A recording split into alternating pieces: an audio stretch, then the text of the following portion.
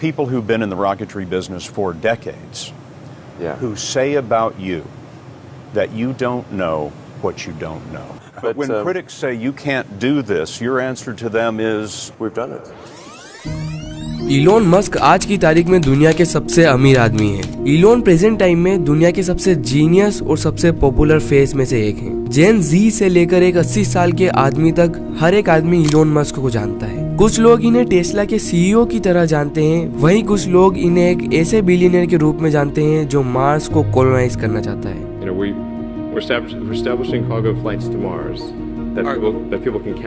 और लोग इलोन पर भरोसा भी करते हैं, और करे भी क्यों ना। इलोन मस्क ने 9 साल की उम्र में पूरी एनसाइक्लोपीडिया पढ़ ली थी। केवल 3 दिन में प्रोग्रामिंग करना सीख लिया था। उन्होंने स्पेस एक्स को शुरू किया। ही को फाउंडेड पेपाल और वो टेस्ला के चेयरमैन भी है। बट इलोन का बचपन इतना अच्छा नहीं गया। वो बाकी सारे जीनियसेस की तरह बुलिंग का शिकार बने। इलोन के मोम और डैड के बीच में हमेशा लड़ाई चलती रहती थी। इलोन के डैड उनकी मोम को बहुत मारते थे, बट फिर भी इन सभी प्रॉब्लम्स के बावजूद इलोन दुनिया के सबसे अमीर आदमी बनने में कामयाब रहे। अमेरिकी एरोस्पेस मैन्युफैक्चरर स्पेसएक्स और टेक्नोलॉजी कंपनी टेस्ला के बानी एलन मस्क तारीख के अमीर तरीन शख्स बन गए हैं। इलोन मस्क 28 जून 1971 को प्रीटोरिया साउथ अफ्रीका में पैदा हुए थे। इनके डैड एरोल मस्क एक इंजीनियर थे और इनकी माँ मे हेल्डेमन एक मॉडल थी, और इनके 3 बच्चे हुए थे, इलोन मस्क, किम्बल मस्क और टोस्का मस्क। ऊपर से तो ये एक हैप्पी फैमिली दिखती है, लेकिन इरोल की कुछ अपनी ही प्रॉब्लम्स थी। वो मे के साथ बहुत ही मारपीट करते थे, और वही दूसरी तरफ इलोन को भी उसके क्लासमेट बुली करते थे। तो इलोन के शुरुआती साल बहुत खराब बीते, लेकिन फिर भी इलोन जब 3 साल के थे तभी उनकी माँ मे को पता चल गया था कि इलोन में कुछ स्पेशल है, और इसीलिए इलोन को 1 साल पहले ही स्कूल में भेजना शुरू कर दिया था। And by the age of 5 Elon को खुद ये पता चल गया था कि उनमें कुछ स्पेशल है। उनके दिमाग में कॉन्स्टेंटली क्रिएटिव आइडियाज आ रहे थे, और इन्हीं आइडियाज के चलते इलोन ने 9 साल की उम्र में पूरी एनसाइक्लोपीडिया पढ़ ली थी। और क्योंकि उन्हें कंप्यूटर गेम्स बहुत पसंद थे, उन्होंने 10 साल की उम्र में प्रोग्रामिंग करना भी सीख लिया था। और इलोन का दिमाग पैसा कमाने में शुरू से ही लगा हुआ था। अब क्योंकि उन्होंने प्रोग्रामिंग सीख ली थी, तो उन्होंने गेम्स बनाना शुरू कर दिया, और उन गेम्स को बेचने पर जो पैसे मिलते थे, उन पैसों से वो नया कंप्यूटर खरीदते थे। 10 साल की उम्र में इलोन ने अपनी पहली गेम ब्लास्टर को एक पीसी नाम की मैगजीन को $500 में बेच दिया था।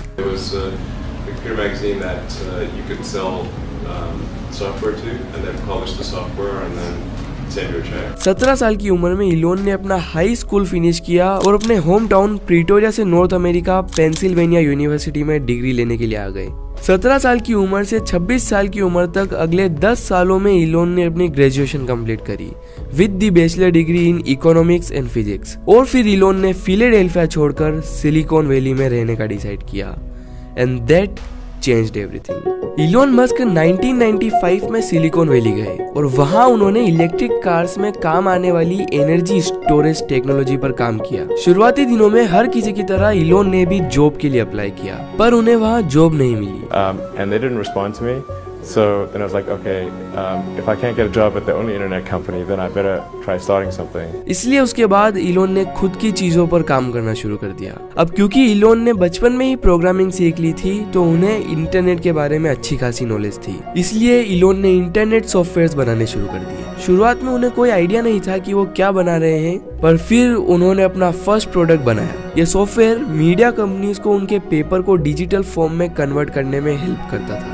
और इस तरह इलोन ने अपने ब्रदर किम्बल के साथ अपनी फर्स्ट कंपनी Zip2 को शुरू किया। पर अभी भी इलोन के पास पैसों की बहुत कमी थी, और इलोन के ऊपर $100,000 का डेब्ट भी था। इस वजह से इलोन घर का और ऑफिस का दोनों का रेंट एक साथ नहीं भर सकते थे, तो इलोन ने केवल एक ऑफिस रेंट पर लिया और वहीं पर सोने लग गए। शुरुआती दिनों में तो बिजनेस बहुत स्लो ग्रोथ कर रहा था, लेकिन धीरे धीरे इलोन को क्लाइंट्स मिलने लग गए। कुछ ही दिनों बाद इलोन ने द न्यूयॉर्क टाइम्स के साथ भी डील कर ली। जैसे जैसे इनकम बढ़ने लग गई, वैसे वैसे कंपनी की ओवरऑल वैल्यू भी बढ़ने लग गई, और 1999 आते आते कंपनी को शुरू हुए 3.5 साल बाद कॉम्पैक्ट नाम की एक टेक कंपनी ने इलोन की कंपनी Zip2 को $305 मिलियन में खरीद लिया। उस $305 मिलियन में से $22 मिलियन इलोन को मिले और $15 मिलियन किम्बल को मिले। और उसके बाद इलोन मस्क ओवरनाइट एक ऑफिस में सोने वाले आदमी से एक मल्टी मिलियनियर बन गए।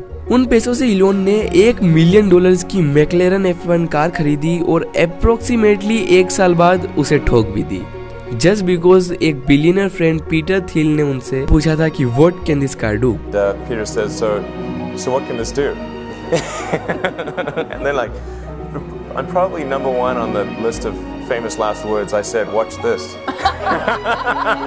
खैर, हम कहानी में बहुत आगे आ गए। आइए वापस चलते हैं 1999 में। मार्च 1999 में Zip2 के बिकने के केवल 1 महीने बाद इलोन ने X.com की शुरुआत कर दी, एक ऐसी वेबसाइट जो आज के टाइम में पेपाल के नाम से जानी जाती है। इस कंपनी का बेसिक गोल ये था कि एक आदमी दूसरे आदमी को कैश की जगह पर ईमेल के थ्रू पैसे सेंड कर सके। अब क्योंकि इस बार इलोन के पास पैसों के साथ साथ एक्सपीरियंस भी था, इलोन को X.com को ग्रो करने में बिल्कुल भी प्रॉब्लम्स नहीं आई। स्टार्ट करने के केवल 2 ही साल बाद X.com के पास 1 मिलियन कस्टमर्स थे।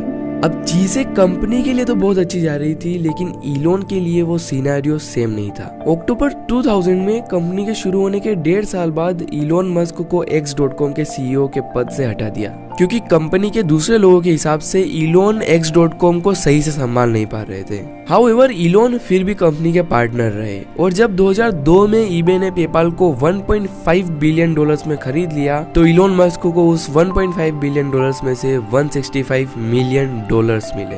और उसके थोड़े ही दिनों बाद इलोन ने SpaceX कंपनी की शुरुआत कर दी, जिसका मेन गोल चीप रॉकेट्स बनाना था। हम SpaceX के बारे में आगे और बात करेंगे, लेकिन पहले हम बात करते हैं इलोन के ड्रीम के बारे में। SpaceX शुरू करने के बाद इलोन ने अपने एक ऐसे ड्रीम पर काम करना शुरू किया जिसकी वजह से वो सिलिकॉन वैली में आए थे, द इलेक्ट्रिक मोटर्स, और इस वजह से इलोन टेस्ला के चेयरमैन बन गए। इलोन मस्क ने टेस्ला की शुरुआत नहीं करी थी।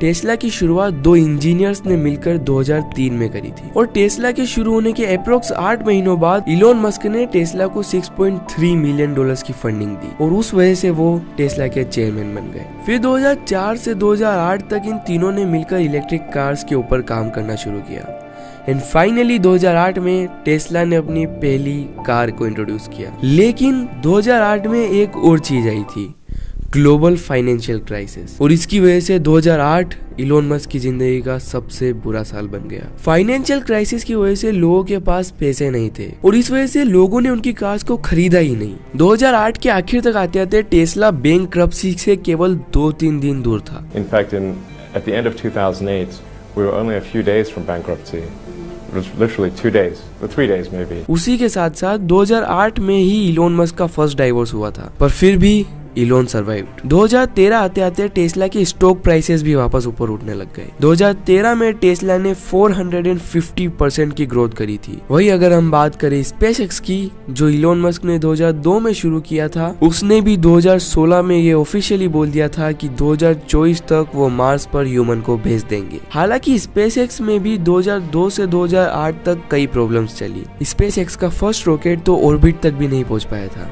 वो 3 बार इस काम को करने में फेल हो गए थे, और उनके पास केवल आखिरी मौका बचा था। अगर उनका चौथा लॉन्च फेल हो जाता तो SpaceX बैंकरप्ट हो जाता। लेकिन 9 दिसंबर 2010 में SpaceX फाइनली सक्सेसफुल हो गया in becoming the first private company to successfully launch, orbit and recover a spacecraft. और फिर SpaceX को नासा की तरफ से $1.5 बिलियन का कॉन्ट्रैक्ट भी मिल गया। और इन्हीं सारी अचीवमेंट्स के चलते इलोन मस्क ने 2021 में एक और अचीवमेंट अपने नाम करी। 2021 में इलोन मस्क दुनिया के सबसे अमीर आदमी बन गए।